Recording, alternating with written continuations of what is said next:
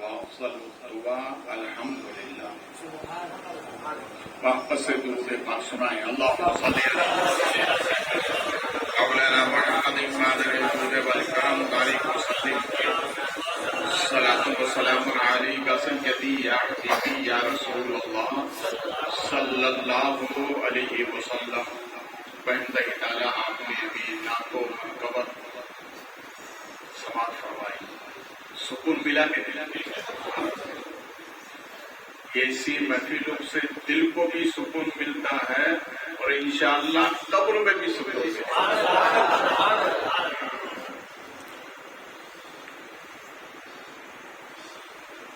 کسی عاشق نے بہت اچھی بات کہی ہے. وہ یوں کہتا ہے یہ دل دیا ہے مولا تو دے دے الفت محمد کی. یہ جو دل دیا ہے تو دے دے مجھے الفت محمد کی. یہ آنکھیں دی ہیں تو دکھلا دے مجھے صورت محمد. بولیے ابھی ہم ناز شریف پہ ذکری کے محفل میں خاموش نہیں رہتے, مسکرا کر بولتے. بولیے آپ کی نیکیوں کی مشین چالو ہو گئی. جب تک بولیں گے نیکی کی مشین چالو رہے گی نا, مشین چالو رہے گی تو آپ کا فائدہ ہے کہ نقصان ہے؟ فائدہ ہے تو بولیے نا.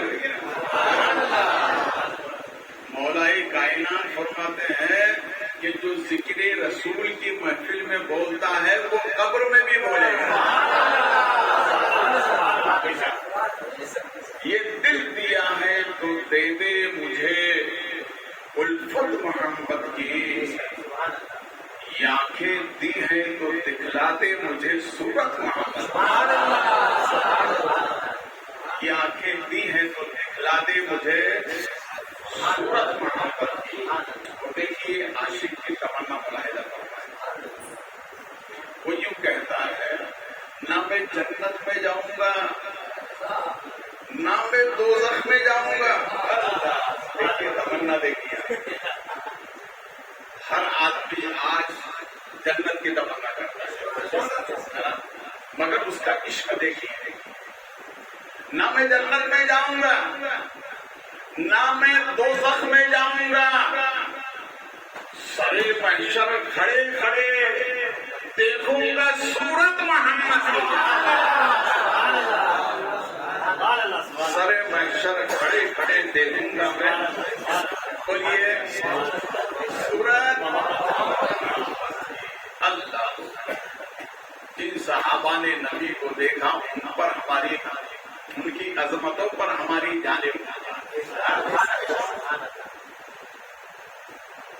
نبی کو جی بھر کے دیکھا. کسی عاشق نے کہا ہے صحابہ وہ صحابہ ہیں جن کی ہر صبح عید ہوتی.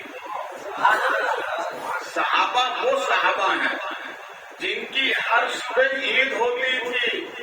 نبی کا ذکر کرتے تھے نبی کی دید ہوتی تھی. نبی کا ذکر کرتے تھے نبی کی دید ہوتی. آپ رات میں نعتوں منقبت سے پہلے کلمہ طیبہ کا ورد کیا. رب کریم کی اسماء مبارک کا ذکر کیا. یہ ذکر ہے. ہمارے نبی کیا فرماتے ہیں افضل الذکر لا الہ الا اللہ. سب سے افضل ذکر کون سا ہے؟ اس سے مراد پورا کلمہ ہے. لا الہ سے مراد کیا ہے؟ پورا کلمہ. پڑھ کے بتائیے. محمد رسول اللہ صلی اللہ علیہ وسلم. اب دیکھیے صوفیہ کیا کرتا ہے. کلمہ تو آپ نے پڑھا, سنیے اس کی برکت کیا ہے. صوفیہ فرماتے ہیں جو کلمہ پڑھ کے سوئے گا وہ کلمہ پڑھتا ہی اٹھے گا. جو کلمہ پڑھ کے سوئے گا کلمہ پڑھتے ہی اٹھے گا. کیا مطلب؟ مومن بستر پر کلمہ پڑھتے سویا اٹھا تو کلمہ پڑھا، عادت اس کی بار بار ہر روز کلمہ پڑھ کے سوتا، اچانک بستر پر موت آئی، موت آنے کے بعد آنکھ کہاں کھلے گی؟ کہاں کھلے گی؟ قبر میں۔ جب قبر میں آنکھ کھلے گی، فرشتے بیدار کریں گے تو یہ کلمہ پڑھتے ہوئے بیدار ہوگا، کلمہ پڑھتے ہوئے بیدار ہوگا۔ جب فرشتے یہ دیکھیں گے تو فرشتے کہیں گے نم سو جا، نم سو جا۔ کسی عاشق نے بڑی اچھی بات کہی ہے، لحد میں جب یا نبی کہہ کر اٹھ بیٹھا، لحد میں جب یا نبی کہہ کر اٹھ بیٹھا، فرشتوں نے کہا سو جا، نبی کا نام کافی ہے۔ فرشتوں نے کہا سو جا، نبی کا نام کافی ہے۔ میں آپ سے ایک بات پوچھوں، آپ تو قبر میں سوئے ہوئے، فرشتوں نے بیدار کیا، بیدار کرنے کے بعد پھر وہ کہتے ہیں نم سو جا، نم سو جا۔ آپ بچوں کو دعا سکھاتے ہیں کہ سونے سے پہلے کی دعا کیا ہے؟ آپ حضرات میں کسی کو یاد ہے؟ چھوٹے چھوٹے بچے یاد کر لیتے ہیں، آپ حضرات کو تو فرصت ہی نہیں، کماؤ اور سو جاؤ، یاد رکھیے اللہ رسول کے کردار کی۔ تو فرشتے کہتے ہیں نام سو جا، اور سوال یہ پیدا ہوتا ہے کہ میرے بولا یہ تو سویا ہوا تھا، اٹھایا اور پھر فرشتے بول رہے ہیں نم سو جا، کہاں یہ اس کلمے کی برکت ہے جو کلمہ آپ نے ابھی پڑھا ہے نا، بار بار تکرار کیا، کون سا کلمہ ہے؟ ہر روز پڑھیں گے نا، سونے سے پہلے ہر روز پڑھیے، سونے سے پہلے ہر روز پڑھیے، اور جب فائدہ ہو تو مجھے بھی دعا میں یاد رکھنا۔ بھیا راستہ تو میں ہی بتا رہا ہوں نا، تو راستہ بتانے والے کو آدمی یاد رکھتا ہے، آدمی یاد رکھتا ہے۔ سلطان محمود غزنوی کی سواری گزر رہی تھی راستے میں، تو ایک بوڑھے آدمی کو کیا دیکھا کہ وہ روڈ کے کنارے پودے لگا رہے، کیا لگا رہا ہے؟ ہماری گورنمنٹ بھی بہت اہتمام کرتی ہے اس کا، پودے لگا پودے لگا پودے لگا، چاہے عوام بھوکی مرے اس کی فکر نہیں، پودے لگا۔ بہرحال وہ بھی بوڑھا آدمی پودے لگا، سلطان محمود غزنوی کی سواری گزری، اسے بلایا اور بلا کر کہا بوڑھے میاں کیوں محنت کر رہے ہو، کیا صلہ ملے گا؟ ارے کیوں محنت کر رہے ہو، یہ پودا لگا کیا صلہ ملے گا؟ تو بوڑھے نے جو جواب دیا، کہا بادشاہ یہ آج نہیں ملے گا، جب قبر میں جاؤں گا تو اس کا صلہ مجھے ملتا رہے گا، اس کا صلہ مجھے ملتا رہے گا۔ اسلام کے پہلے خلیفہ کیا نام ہے؟ آپ کو تو یاد ہی ہے، کیا نام ہے؟ حضرت سیدنا ابو بکر صدیق رضی اللہ تعالی۔ دوسرے خلیفہ کا نام حضرت عمر فاروق اعظم رضی اللہ تعالی۔ تیسرے خلیفہ کا نام آپ بولو، حضرت سیدنا عثمان غنی۔ چوتھے کا نام سب کو یاد ہے، چوتھا نمبر تو سبھی کو یاد ہے، ارے چوتھے سے پہلے تین کو یاد کرو، جب تک پہلا نہیں ہوگا چوتھا نہیں آئے گا، بولو نا یار۔ میں ایک جگہ پروگرام کے لیے گیا تو ایک بچہ 10 سال کا، وہ مجھ سے کہتا ہے حضرت ایک پہلے ہے کہ 4 پہلے؟ کیا پوچھا؟ کیا پوچھا؟ ایک پہلے ہے کہ 4 پہلے؟ تو میں سمجھ گیا کہ یہ کیا پوچھنا چاہتا ہے۔ بھیا میں بھی منطق پڑھا تھا، 15 سال میں نے اپنے استاد کی صحبتیں اٹھائی، تو میں نے اس سے کہا نادان جب تک ایک نہیں ہوگا چوتھے کا جنم نہیں ہوتا ہے. جب تک ایک نہیں چوتھے کا مطلب ایک سے ہی چوتھا بنے گا. تو وہ یہ پوچھنا چاہتا تھا کہ ایک سے افضل چار.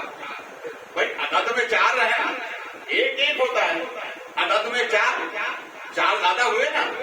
تو وہ مجھ سے یہ کہنا چاہتا تھا کہ ایک سے افضل چوتھا ہے. تو میں نے کہا میاں جب تک پہلا نہیں ہوگا چوتھا نہیں آتا ہے. بولو یار بابا اور محبت سے بولیے. ایک یہودی بغداد کی سرزمین پر ان کو گمراہ کر رہا اور کہا اے لوگوں, اے خدا کے ماننے والے, خدا کی عبادت کرنے والے, خدا کی پرستش کرنے والوں, سنو میرا ایک سوال ہے, جواب دو. بغداد کے چوراہے پر جمع کر کے لوگوں کو گمراہ کرنا چاہتا ہے, جسے آج سلفی کہتے ہیں. اس طور کے وہ گمراہ لوگ جمع کر کے بول رہا تھا. تو وہ کیا بول رہا تھا, میرا پہلا سوال ایک سے پہلے کیا, یہ سوال تھا. دوسرا سوال کہ اس وقت اللہ کیا کر رہا ہے. تیسرا سوال اس کا چہرہ کس طرف. یہ تین سوال لے کر کے پورے بغداد میں لوگوں کو گمراہ کر رہا ہے. سنیے, ہمارے امام جن کو ہم مانتے ہیں, کیا نام ہے ان کا؟ حضرت امام اعظم ابو حنیفہ رضی اللہ عنہ. آپ کی عمر ہے 10 سال. کتنے سال کی؟ 10 سال. ظاہر بات ہے جہاں تماشا ہو تو لوگ ضرور دیکھنے جاتے ہیں. آپ بھی گئے, وہ اعلان کر رہا ہے. تو حضرت امام اعظم اس محفل میں کھڑے ہو گئے. کا سوال دوہراؤ, جواب دوں گا. تو وہ اوپر سے نیچے تک دیکھتا ہے. بچے اچھے ابھی تک جواب نہیں دیکھتے, تو بچہ ہو کر کے سوال جواب دے گا. تو امام اعظم نے فرمایا سوال جواب میں عمر نہیں دیکھی جاتی. سوال جواب میں عمر نہیں دیکھی جاتی. وہ بیٹھا تھا کرسی پر, امام اعظم محفل میں سے کھڑے ہوئے. اس نے کہا کہ میرے 3 سوال ہیں. تو آپ نے ارشاد فرمایا سنو, سوال کرنے والے کی حیثیت کم ہوتی ہے بنسبت جواب دینے والے کے. اس لیے کہ جواب دینے والے کا علم زیادہ ہوتا ہے, سوال کرنے والے کا علم کم ہوتا ہے. لہذا آپ ایک کام کریں, پہلے کرسی چھوڑیں, میں کرسی پہ بیٹھوں, پھر آپ کے سوال کا جواب دوں گا. اب دیکھیے, اس لیے کہا جاتا ہے اپنے بچوں کو پڑھاؤ, علم دین سکھاؤ. دنیا میں جتنے بھی علوم پائے جاتے ہیں تمام علوم سے افضل دین مصطفیٰ ہے, ہمارے نبی کا علم ہے. اس لیے علم سکھاؤ اپنے بچوں کو. دیکھو بچہ جب علم سیکھتا ہے تو کہنا کیسا ہنر پاتا ہے. اس نے کہا اچھا ٹھیک ہے. اس نے کرسی چھوڑ دی, آپ کرسی پر بیٹھے اور فرمایا بتا تیرا سوال کیا. تو اس نے کہا یہ بتا شہزادے اس وقت خدا کیا کر رہا ہے. کیا سوال کیا اس نے؟ بولے غور سے سنے تھا. کیا سوال کیا اس نے؟ اس وقت تمہارا خدا کیا کر رہا ہے. تو امام اعظم نے فرمایا اس وقت میرا خدا یہ کر رہا ہے کہ کرسی والے کو نیچے بٹھا رہا ہے اور نیچے والے کو کرسی دے رہا ہے. بولے واپس. اس لیے ہمارے نبی فرماتے ہیں العلم نور, علم نور ہے. بولے واپس. علم اجالا ہے, علم لائٹ ہے. دیکھیے اگر ہمیں اندھیرے میں گلی کوچے میں جانے کی ضرورت ہوتی ہے تو ہم کیا تلاش کرتے ہیں؟ نہیں اندر گلی کوچے میں جائیں گے کچھ جانور ہوگا, لاؤ ٹارچ. کیا لیتے ہیں ہم ہاتھ میں, کیا لیتے ہیں؟ اور ٹارچ کام کرنے والی ہو اس کو لیتے ہیں, اگر نہ جلے تو اس کو پھینک دیتے ہیں. یہ کام نہیں کر رہے. ٹارچ چالو کرتے ہیں, اس میں کیا ہوتا ہے؟ لائٹ ہوتی ہے نا، لائٹ پھیرتے ہیں تو وہ اندر گلی کا جتنا بھی کچرا پورا اور کوئی جانور ہو سب کو بتاتا ہے. تو یہ لائٹ جو ہے اندھیرے میں تمہارے کام آتی ہے، اندھیرے میں تمہارے کام آتی ہے. اسی طرح علم مصطفیٰ تمہارے قبر میں کام آئے گا. اس لیے اپنے بچوں کو علم سکھاؤ. میں یہ نہیں کہتا کہ دنیا تعلیم نہ پڑھو، دنیا کی تعلیم بھی پڑھو، مگر علوم مصطفیٰ پہلے. تو اس نے سوال کیا کہ اس وقت خدا کیا کر رہا ہے، کیا کر رہا ہے؟ اس نے سوال کیا تو امام اعظم فرماتے ہیں میرا خدا اس وقت یہ کر رہا ہے کہ کرسی والے کو اور نیچے والے کو کرسی دے رہا ہے. اب اس نے پھر کہا شہزادے دوسرا سوال کا، دوسرا سوال کیا ہے؟ کا ایک سے پہلے کیا سوال ہے اس کا؟ ایک سے پہلے. تو امام اعظم نے فرمایا گنتی یاد ہے؟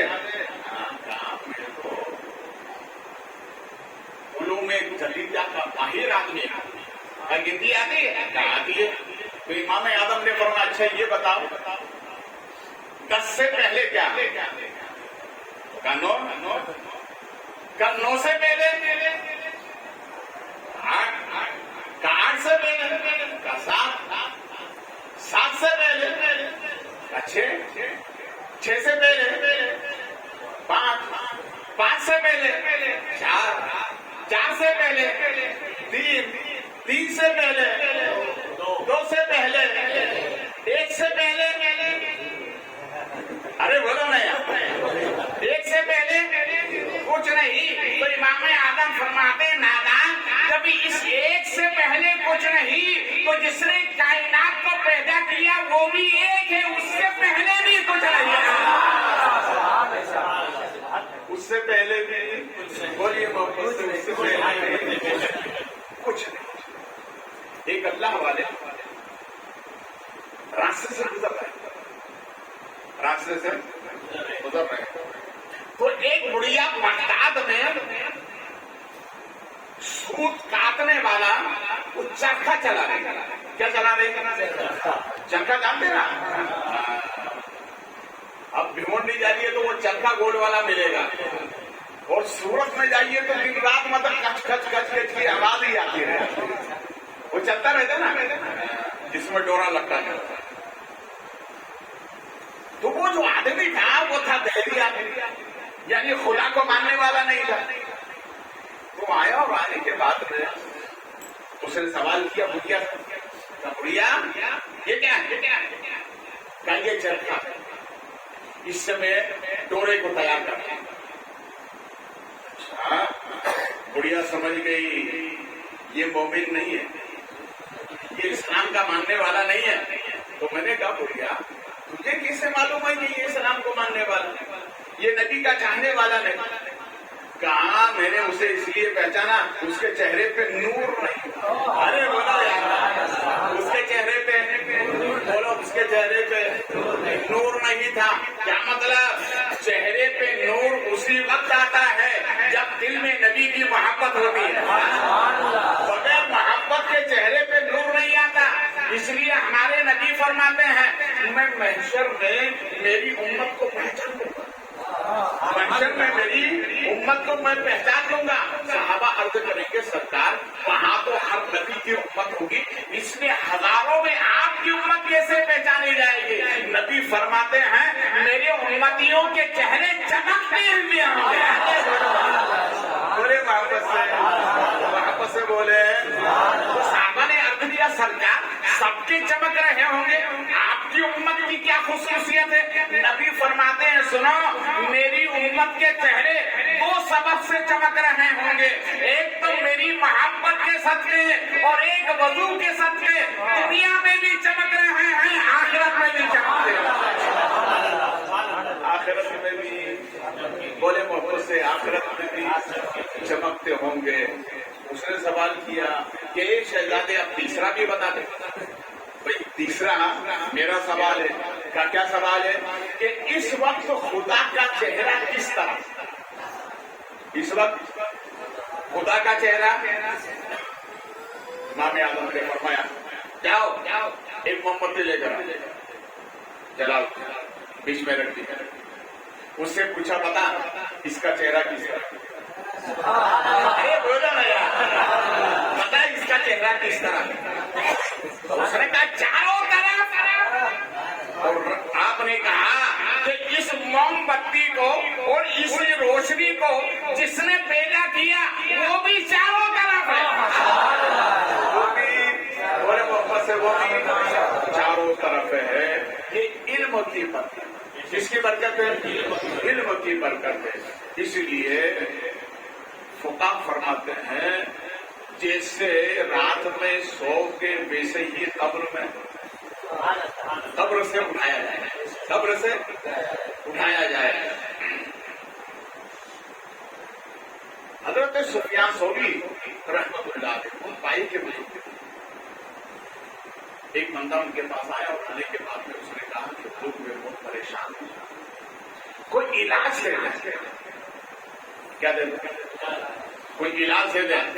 تو آپ نے فرمایا اچھا ایک کام کرنا، میں ایک عمل بتاتا ہوں، وہ 3 کام کرے گا۔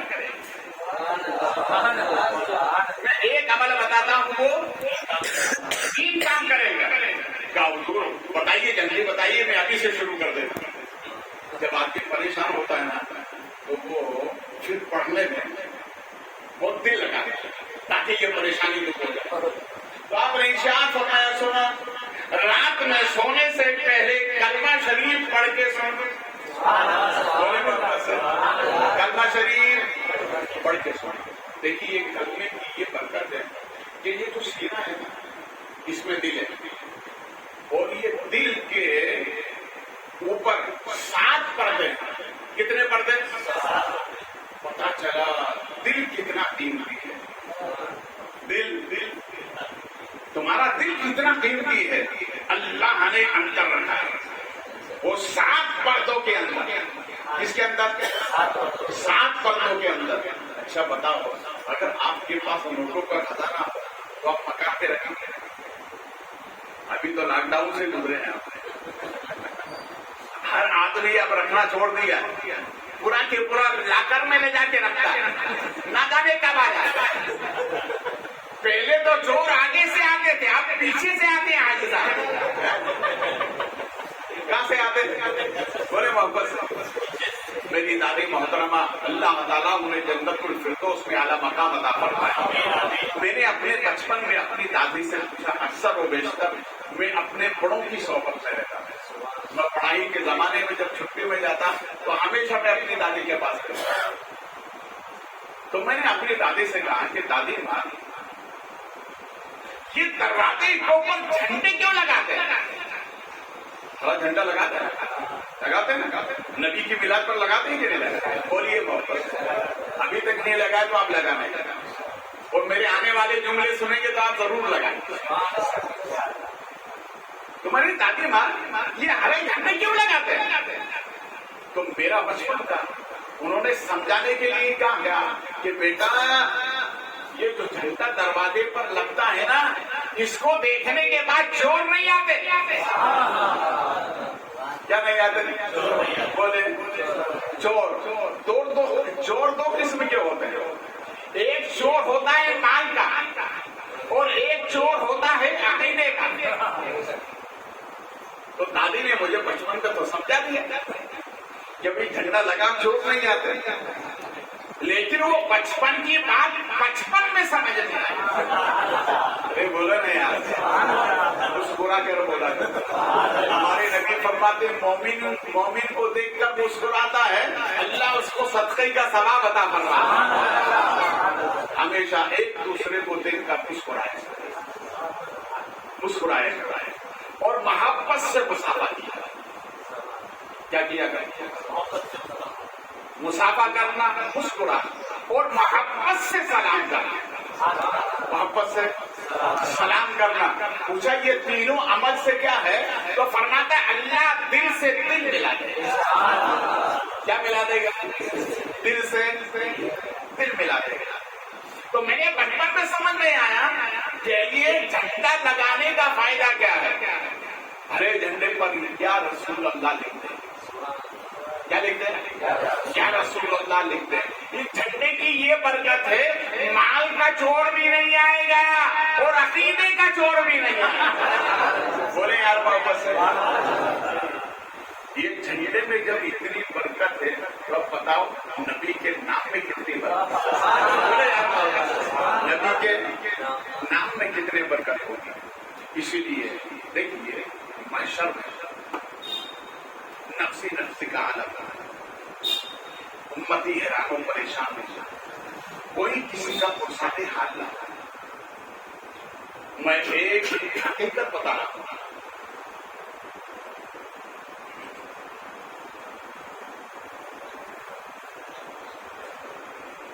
रब इरशाद फरमाएगा, फरिश्तों के लिए बंदे को लेकर आओ। वो बंदा खड़ा है कहां पर? जहन्नम के दरवाजे। कहां खड़ा है? वो खड़ा कैसे है? उसका चेहरा जहन्नम की तरफ और उसकी पुष्ट जन्नत की तरफ। जब जहन्नम की लपटें आती है तो सामने का हिस्सा पूरा उसका काला हो जाता है। और जब जन्नत से ठंडी ठंडी हवा आती है तो उसकी पीठ पर रखती है तो उस हवा की बरकत से काला चेहरा पूरा फिर सफेद हो जाता है। चेहरा जहन्नम की तरफ, पुष्ट जन्नत की तरफ। तो उसने अपने रब से कहा, मेरे मौला तो इस पर कादिर है, चेहरा जन्नत की तरफ, पुष्ट मेरी जन्नत की तरफ। तो हे मौला एक काम कर, मेरे चेहरे को जन्नत की तरफ कर दे, पुष्ट को जन्नत की तरफ कर। तो रब ने इरशाद फरमाया, दुनिया तो बार बार मांगता है, यहाँ भी इतना मांग रहा है। उसने कहा मौला वो बंदा क्या जो ना मांगे, वो बंदा क्या जो अपने मौला से ना मांगे, और वो मौला क्या जो अपने बंदे को ना दे। अल्लाह अपने बंदों से बेपनाह मोहब्बत फरमाता है। तो रब ने इरशाद फरमाया, फरिश्तों इसका चेहरा जन्नत की तरफ कर दो, पुष्ट जहन्नम की तरफ कर दो, और कह दो दोबारा मत मांगना, दोबारा मत मांग। अब जिसकी दुनिया में बार बार मांगने की आदत हो वो वहां छोड़ेगा। एक साहब मेरे मुतालिक नतीज में से थे, मैं उनको बार बार कहता, वो सुबह 10 आदमियों से मांगते थे, फिर अपना कारोबार शुरू कर देते, और शाम को जिन 10 आदमियों से मांगा उनको वापस भी कर देते। तो मैं कहता भैया थोड़ी से ही करो, मगर किसी के सामने हाथ ना फैलाओ। इसलिए कि सूफिया फरमाते हैं, हाथ का फैलाना 100 ऐबों का ऐब, हाथ का फैलाना 100 ऐबों का ऐब है, जिसमें ये ना हो वो दस्ते गैब है। दस्ते गैब जानते हैं, कुदरत की तरफ से मिले उसे दस्ते गैब कहते हैं। तो उसने कहा कि मौला मुझे चेहरा इधर कर दे, और आपने फरमाया फरिश्तों कर दो, कर दिया। अब वो जन्नत को, जन्नत तो जन्नत है ना, सुभान अल्लाह।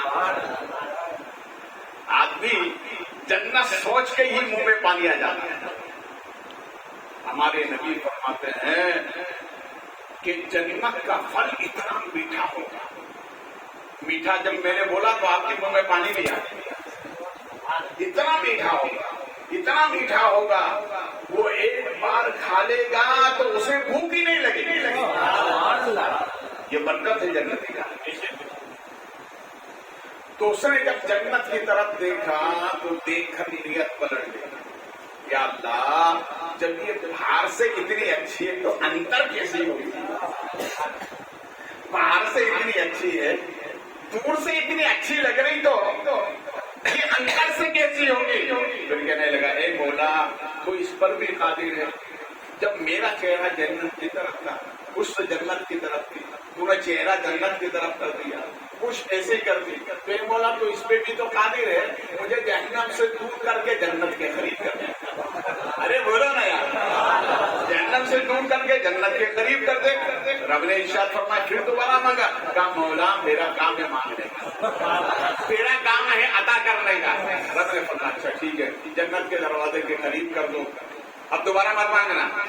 تو کہا مولا میں تو بندہ ہوں تیرا, میں دنیا میں بھی مانگتا تھا ابھی بھی مانگ رہا. فرشتوں نے جنت کے دروازے کے قریب کر دیا. آپ جنت دیکھنے کے بعد یوں کرتے ہیں جیسے دنیا میں جھانکنے کی عادت تھی. اسی بات کہو تو کتنی ہنسی چلتی ہے, وہاں بھی یوں جھانکنے لگے. مگر جب پرانے جنت کو دیکھا, جنت کے فنوں کو دیکھا, تو کہنے لگا مولا بس ایک کام کر دے. ارے تو تو بول رہا تھا اپنی ماں کا نام, بولا ایک, بس ایک. کہ لوگوں کی عادت کیسی ہوتی ہے, بس ایک ہے, بس ایک ہے, اس کے بعد نہیں. وہ جنت میں بھی ایسا ہی رب کے بارگاہ میں بس مولا ایک. کیا ہے کا مولا تو جنت کے اندر داخل کر, جب تو مجھے وہاں سے لا سکتا ہے تو اس پر بھی قادر ہے, جب تو داخلے جنت نہیں کر سکتا. رب نے فرمایا اچھا ٹھیک ہے فرشتوں جاؤ داخلے جاتے. اس کو پوری جنت کی سیر کرتے. اب جنت کے اندر جانے کے بعد پوری جنت کی سیر کی ہے. اب ایمان سے بتاؤ اتنی خوبصورت جگہ ملنے کے بعد آدمی چھوڑے گا؟ ارے ہم دنیا کا مکان نہیں چھوڑتے ہیں, ایسا پکڑتے ہیں چاہے کچھ ہو جائے مکان چھوٹے گا نہیں. وہ تو جنت ہے. سب دیکھ لیا فرشتوں کے نام, بیٹا باہر نکلو. تو آسین چڑھا کے کھڑا ہو گیا, فرشتوں اب نہیں جاؤں گا. جیسے دنیا میں دادا گیری کرتا تھا جنت میں بھی کرنے لگا. کہا فرشتوں نہیں جاؤں گا. فرشتوں نے کہا مولا یہ بندہ تو آپ نکل ہی رہا, تیرا تو حکم ہے سیر کراؤ, باہر نکال دو, یہ تو اکڑ گیا. کہا نہیں جاؤں گا. ہم نے فرمایا کیوں؟ اس نے کہا میرے مولا میں دنیا میں جس نبی کا کلمہ پڑھتا. ارے بولو نا یار, اور واپس سے بولو. مولا جس نبی کا کلمہ پڑھتا تھا, اٹھتے بیٹھتے نبی کا کلمہ پڑھتا, سوتے جاگتے نبی کا کلمہ پڑھتا, اور اس نبی پر تو نے قرآن نازل فرمایا, اس قرآن کو بھی پڑھتا تھا. ٹائم تو نہیں ملتا تھا, رمضان میں ضرور پڑھتا. آج ہم بھی پڑھتے ہیں نا, پورے سال قرآن پڑھتے, اور رمضان میں صاف سوکھ کر کے نکالتے ہیں. ایسا لگتا ہے کہ جیسے ہم جیسا کوئی قاری قرآن ہی نہیں. اور مسجد میں آدھا گھنٹے پہلے جو 5 وقت نمازی ہے سب سے کہتے چلو ادھر ہٹو, اب میں ہماری باری ہے. 5 وقت نماز کے وہاں جیسا ان کو پیچھے کر دیتے ہیں. پہلی سب میں جوان ہم جیسا کوئی نماز ہی نہیں. اور جیسے ہی عید کی نماز ہوئی پتہ چلتا ایسا ہے کہ جیسے گدے کے سر سے سینگ غائب ہے, نہیں ایسے یہ بھی غائب ہے, پتہ ہی نہیں چلتا. پھر وہی حاجی صاحب 7-5 سال نمازی لوگ رہتے ہیں, اب وہ کہتے ہیں کہ یہ رمضانی کام ہے. تو حاجی صاحب نے کہا جب تک آپ عید نہیں آئیں گی رمضانی آئیں گے. یہ ہماری عادت ہے. تو اس نے کہا نہیں اب جنت سے نہیں نکلوں گا. رب نے فرمایا کیوں؟ کہا جس نبی کا کلمہ پڑھتا تھا اور جس نبی پر تمہیں نازل کیا قرآن مقدس, اس قرآن میں میں نے ایک آیت پڑھی تھی. پورا تو نہیں پڑھا تھا مگر وہ آیت مطلب والی ضرور پڑھی تھی. کہا کون سی آیت؟ کہا تو نے ہی تو فرمایا ہے خالدین فیہا, جو جنت میں داخل کر دیا جائے گا اسے دوبارہ نکالا نہیں جائے گا. دوبارہ نکالا نہیں جائے گا. اب ایک عاشق نے بڑی اچھی بات کہی. وہ یوں کہتا ہے حرام ہو جائے اس پر نارے جہنم, حرام سلام ہو جائے اس پر نعرے جہنم پڑھے صدق دل سے جو کلمہ تمہارا، پڑھے صدق دل سے جو کلمہ تمہارا، قیامت میں چھوٹیں گے سستے وہ تاجر جنہوں نے خریدا ہے سودا تمہارا، جنہوں نے خریدا ہے سودا تمہارا۔